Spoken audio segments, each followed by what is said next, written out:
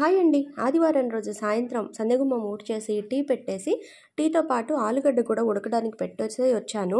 Tea తాగేలోపు అది ఉడికిపోయింది. పిల్లలకి సాయంత్రం తినడం కోసమని మిర్చి బజ్జీలైతే వేస్తున్నాను. మా వారికి బాయ్ చెప్పేసి వచ్చి పిల్లల కోసం చేయడం అయితే స్టార్ట్ చేశానండి. ఉడికించుకున్న బంగాళాదుంపని బాగా మెత్తగా చేసుకోవాలి. కొద్దిగా వాముని నలిపేసి వేసుకొని, రుచికి సరిపోయేంత ఉప్పు వేసి ఒకసారి బాగా కలిపేసి పక్కన పెట్టుకుందాము. బజ్జీ మిర్చిని మధ్యకి ఘాటు పెట్టి గింజలన్నీ తీసేసి ఈ ఆలుగడ్డ మిక్స్ ని అందులో స్టఫ్ చేసుకోవాలండి. బజ్జీల పిండి కోసము సమానంగా 1 కప్పు బియ్యపిండి, 1 కప్పు శనగపిండి, రుచికి సరిపోయేంత ఉప్పు, కొద్దిగా కారము వేసుకొని కొద్దిగా నీళ్లు పోసుకుంటూ ఈ విధంగా కలుపుకోవాలి. మనం వేలు పెట్టామంటే మన వేలికి పిండి అనేది అతుక్కొని ఉండాలండి. ఇలా చేసామంటే మనకి మిర్చి బజ్జీ అనేది పర్ఫెక్ట్గా వస్తుంది. ఇలా మనం చూసుకొని ఈ పిండిని ప్రిపేర్ చేసుకొని ఇంకా ఒక్కొక్క బజ్జీని పిండిలో ముంచి వేసేసుకోవడమే.